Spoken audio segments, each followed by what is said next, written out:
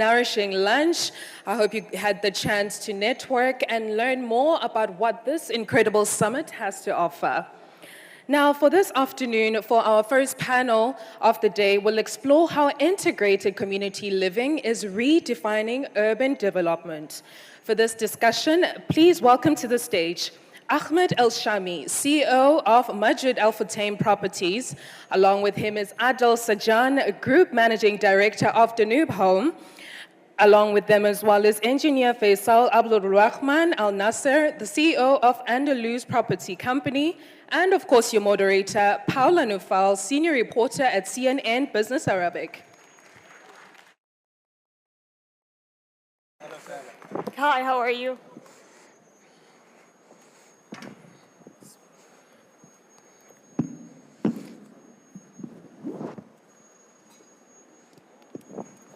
Good afternoon, everyone, and thank you so much for tuning into this panel.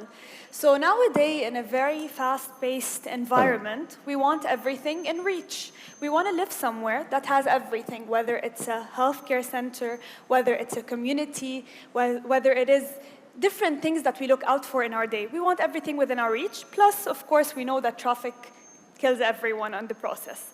So today, here with my panelists, we're going to be discussing the importance of being or having communities that are mixed use, that are sustainable, that are technologically advanced, and that have different facilities.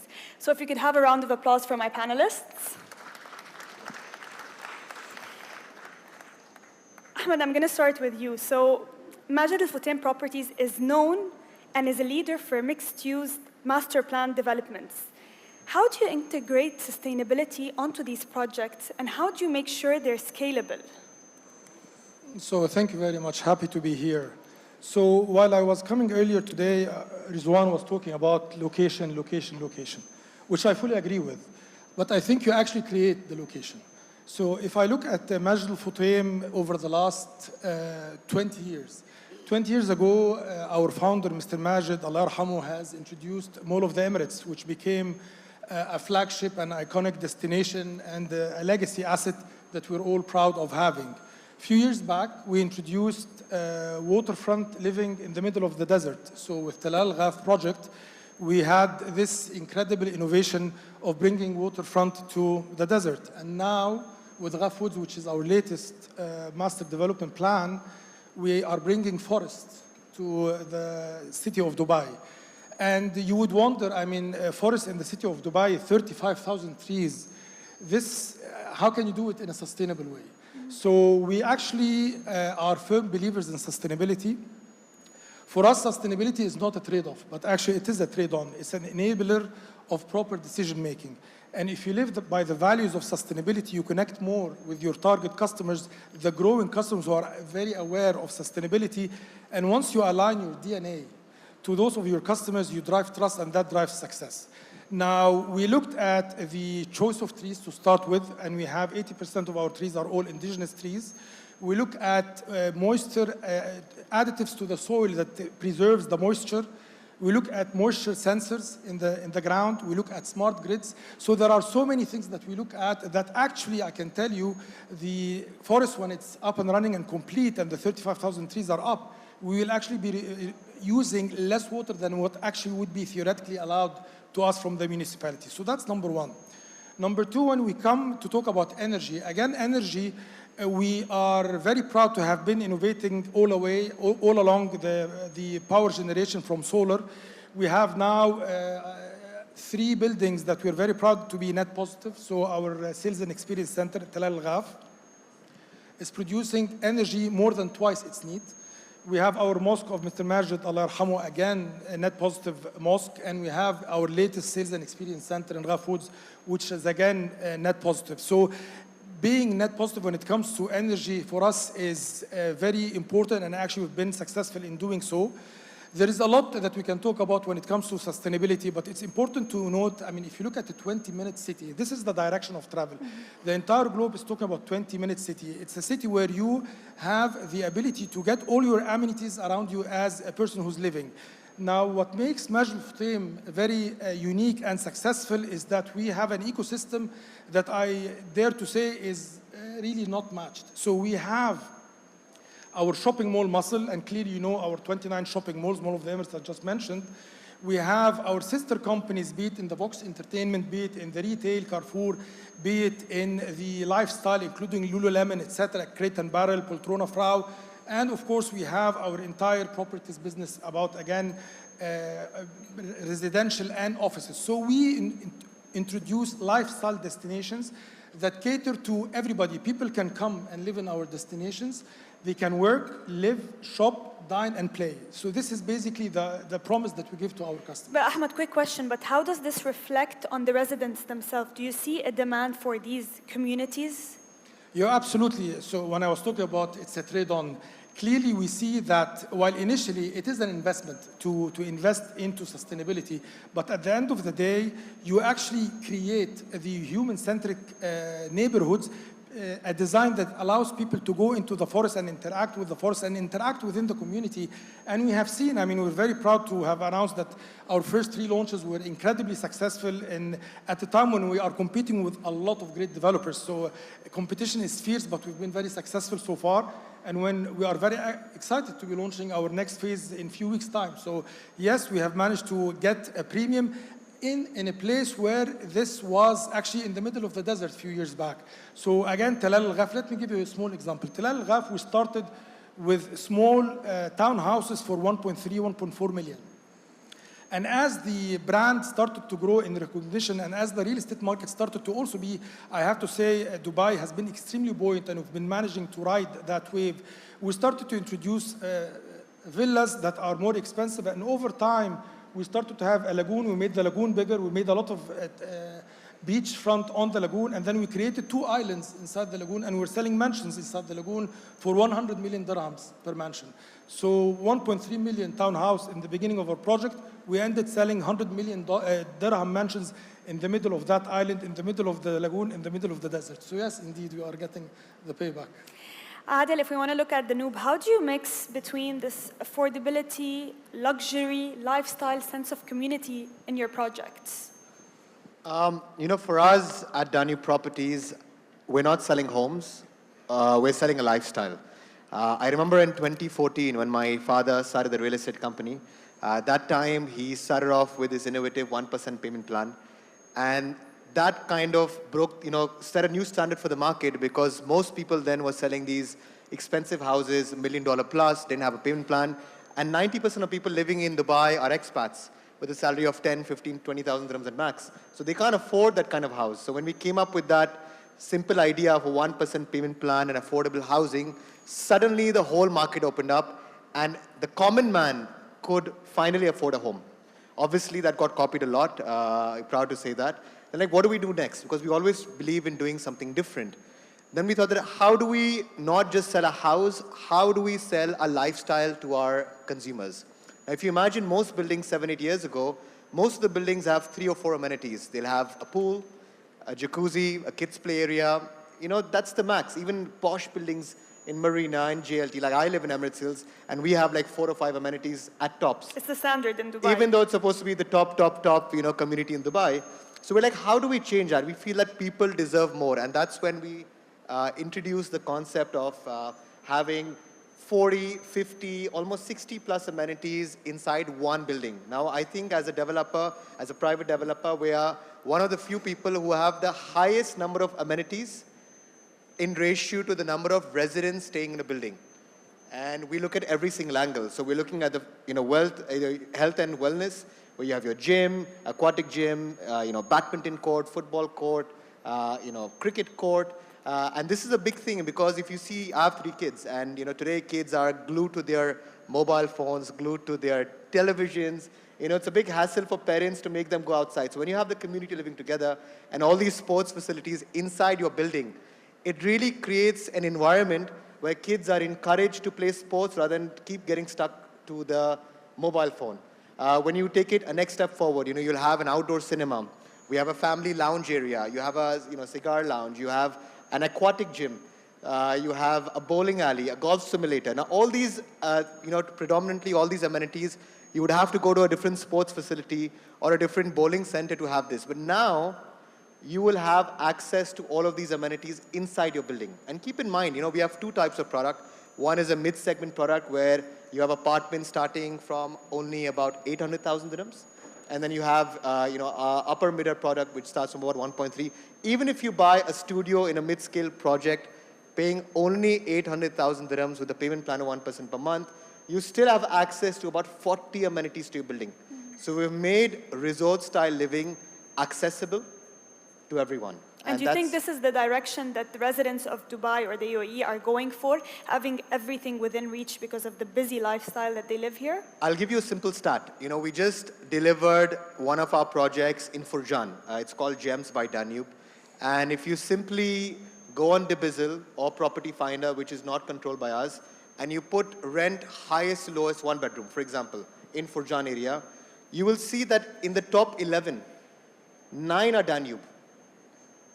Now, this is not commanded by us. This is commanded by market forces, which means that tenants don't mind paying that extra 500 dirhams or 1,000 dirhams a month, but they would rather stay in a building which has all the facilities or amenities that I mentioned than living in a building that only has a pool, a jacuzzi, and a kids' play area. So 100%, anyone would, right? Why wouldn't we? So if you're an investor, you want a higher rental yield. If you're an end user, also you'd want those kind of amenities for your family or your spouse or your kids. So I think it's a win-win situation, and the market forces are kind of agreeing with it. Before I move on to Engineer Faisal, I just want to ask you, is it cost effective?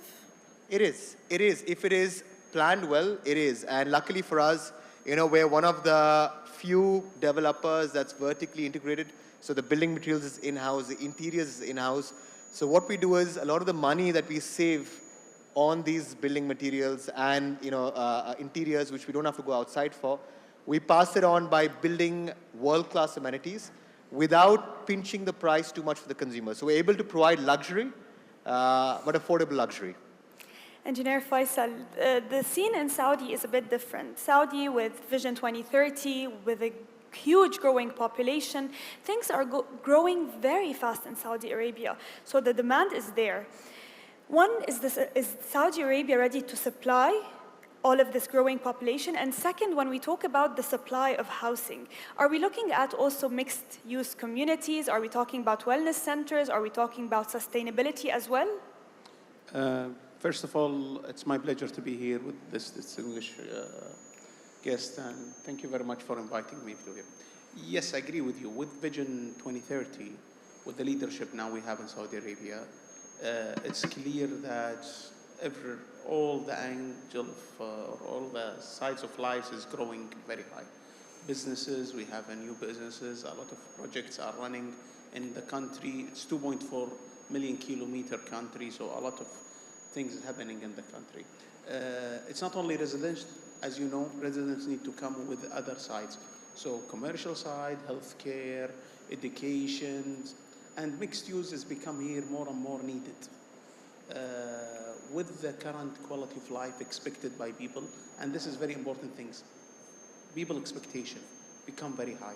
If you hear today what we heard in all the day, people were saying that when we leave from UAE or Middle East overall, they don't see in Europe or US or Canada or Australia, that's big difference. So the expectation they have is very high. That's why they come back here fairly quickly and enjoying the countries. And this has happened in Saudi Arabia also, and in Middle East overall, in GCC countries overall. In Europe, you'll be lucky to have a house anyways, just to find an apartment in Europe. Here, I agree. And also, there was, before they were saying there because you are getting different quality of life.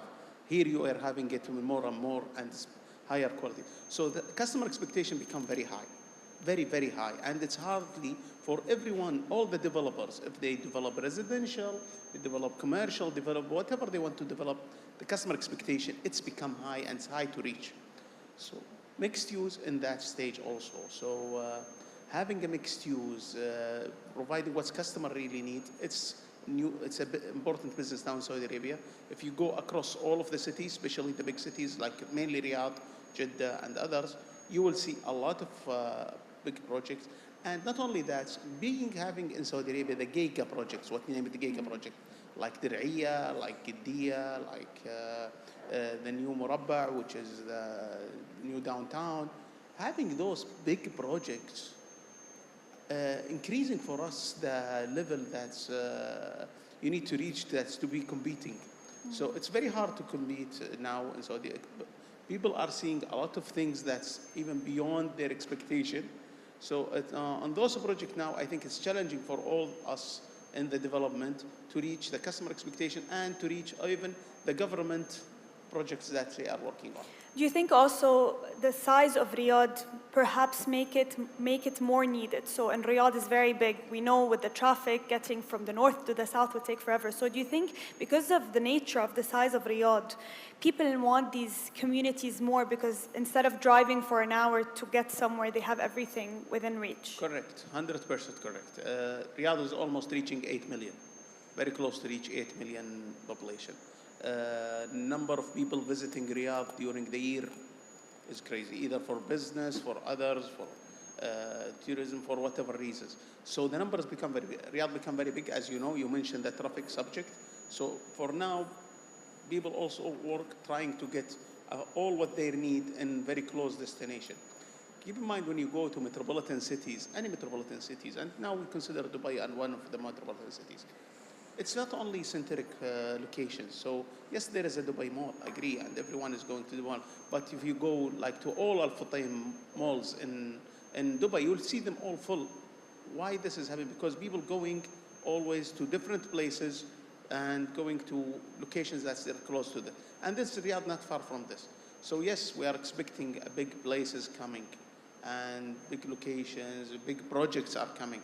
But the population, number of population, that's because it's growing very fast and number of visitors are growing very fast. So this will give a business to everyone and people will look to something that's, I would say, closer to them, that can fulfill all their needs and provide them with their expectation, which one of them, as you mentioned, is the quick to reach and to reach there. Ahmed, we cannot but talk about digital tools and data, and to some extent artificial intelligence. So how do you see these aspects of technologies being integrated into these communities or preparing for these communities ahead?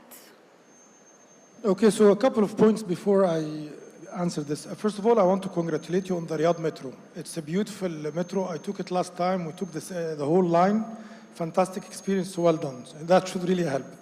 Now, if you allow me before we go to a second, I think Riyadh Metro was one of the projects we were expecting not that big success. We were expecting Riyadh Metro, it's going to be. And what shocked us, all of us in Saudi Arabia, and especially in Riyadh, that's in the first week, you never find a seat available. Yeah. So in 2 weeks, they added more trains. So I agree with you.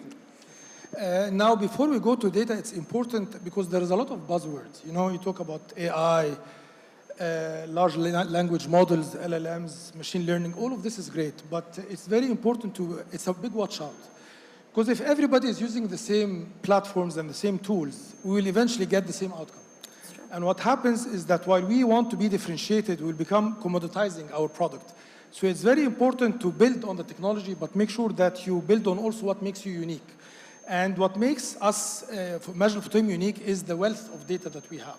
So between the 29 shopping malls, the hotels, the residential developments, the office parks, as well as our sister companies, we have more than 250 million people who come into our malls. We have more than 600 million people that come into all of our assets across the entire MAF holding group. So we have a lot of information, a lot of data. And that is important because that's what gives us an edge. It's also important to note when you use technology and use AI in design, for example, it helps you in design, it helps you in construction, it helps you eventually in operating those assets. So this is also very important. We use also AI, for example, to do new massing of buildings. We look at the positioning of the buildings, the orientation of the buildings so that we maximize the shading area. So again, back to the experience of walkable locations and shaded locations for our pedestrian-friendly community. So this is also one of the things that we use. Now also, let me give you an example about the importance of data. If we look at the ancient way of doing air conditioning in apartments, it would be, you know, this what they call the split unit, which is the VRF. and you have one unit by apartment. Now, because of the data that we have from all of our ecosystem, now some developers took that into, we'll do air cooling for one floor or the entire building. Today, because of our data and knowledge, etc., we are doing the air-cooled chillers that serve more than 8 to 10 buildings in a cluster. So when you have a small unit, and of course you need to have a buffer, that unit should suffice that apartment, versus you have one integrated capacity that serves the entire community, and you add to it, for example, a shopping mall or a hotel or what have you, you can easily save up to 25%. So this is also another idea where data helps you do much better than the individual approach. And of course, I would say that the last thing, the obvious things, if you have the right ecosystem of technology, Internet of Things, digital twins, it helps you a lot to not only to do maintenance, but actually to do preventive. So this is the usual thing, but I think the power of data is to be able to use it for the integration of a master plan, which you would not have if you're doing only a standalone building. Thank you. Adel, how do you manage to deliver ahead of schedule? What's the secret? That's a good question. A lot of people ask us. Our brand is 33 years old, and my father always says that, holding the brand's legacy and creating trust between the customers is the single most important thing. Now, delivering the project on time is, of course, one of the big pillars around that. We are living in, today, Dubai is the hottest real estate market in the world. If you are a good developer with a good name and have something unique to sell, selling out fast is not the issue, right? That's the easy part.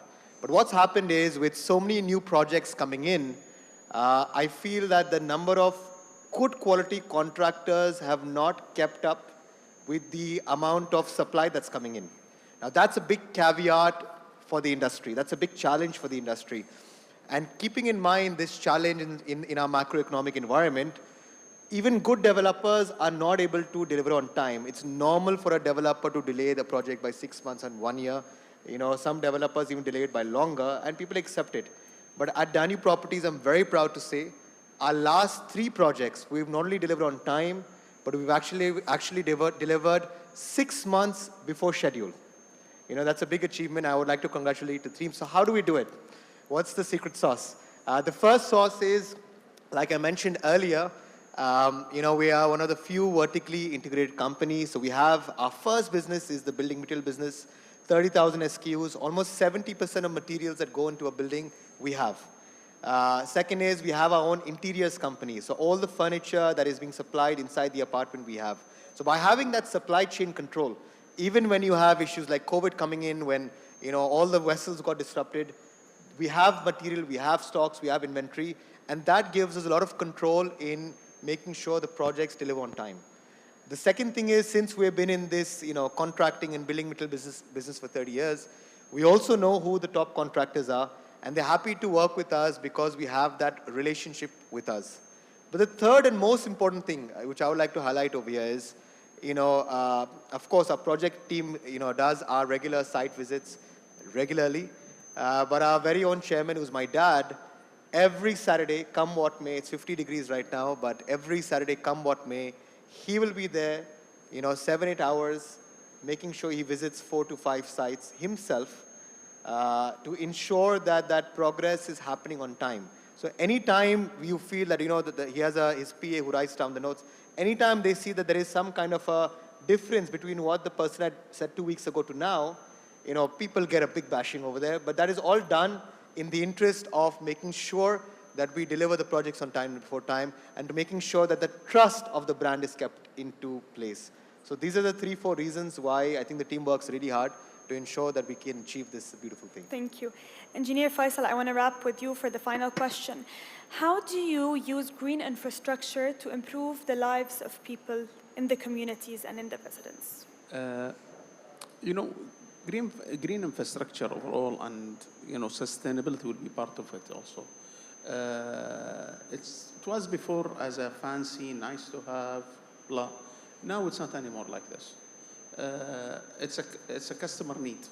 So, and it's a differentiation on your product. So whatever product you are going to provide to customers, green environment, it's become a differentiation for.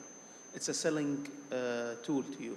So if I'm going to select between two products, whatever is having green environment is going to be selected by the customer, even with a premium. So today it's become a mandatory, it's become a differentiation tool for it, and it's become income generating by a way or other. So you will see it directly benefiting to you directly. Everyone, when they go and see how the nice landscaping, this has become a selling point. Lighting, natural lighting, it's become a selling point. Proper waste management, it's become a selling point. Clean power, it's become a selling point. So all of this become for you a selling point. You cannot today have a new product, any real estate product, without having this, and you expect people will come and buy it in the premium you are looking for. So it is an excellent selling point. And I think today what's going to be more and more is how can we more utilizing those green environments in more fields. This is not an easy. This is considered to be new on a market, the green environment overall and utilizing the sustainability overall. In the real estate, it's not that's all been used. It was used more, as I told you, as a fancy, but now it's more embedded in every piece of the real estate. So it is important. I think everyone, since the starting of design, is putting in mind how to utilize more and more of the green environment. And it's marketed well, to be honest, to the end customer. So it is there used. It's I think in the focus of every developer in the initial stage. It's embedded in their design in the beginning, and it's clear. It's a strong marketing tool to every developer to sell it to their customers. Thank you so much. I want to thank my panelists, and I want to thank you for tuning into this lovely discussion. Thank you.